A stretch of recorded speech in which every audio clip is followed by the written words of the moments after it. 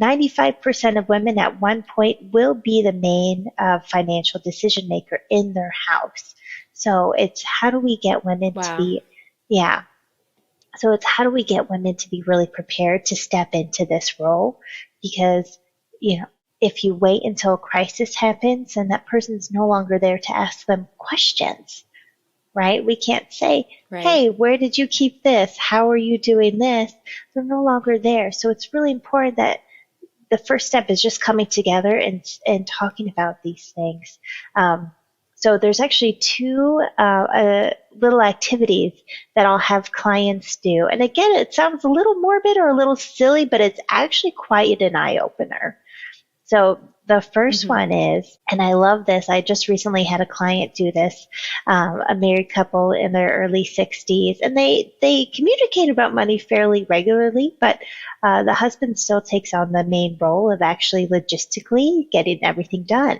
So we came up with a little plan where for 1 month, he wasn't allowed to do anything.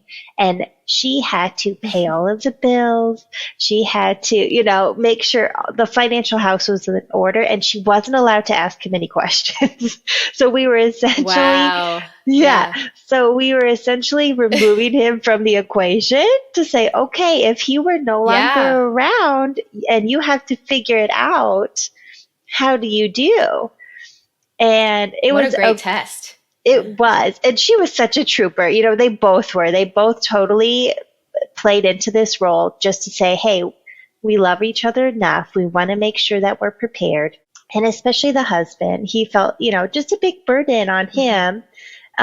him. What's going to happen to my wife if I'm no longer around? I really want to make sure that she understands how to run our financial house. So at the Mm-hmm. end of the month, came back together, asked how they did, and she didn't realize how much she didn't know.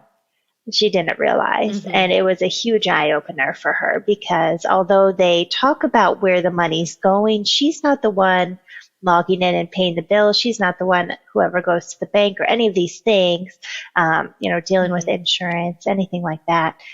So it was a huge eye opener for her. That's one scenario that you can play out with your spouse. I love that role playing because it's giving Mm-hmm. them a chance to step up to the plate and let's practice this before you're in crisis mode.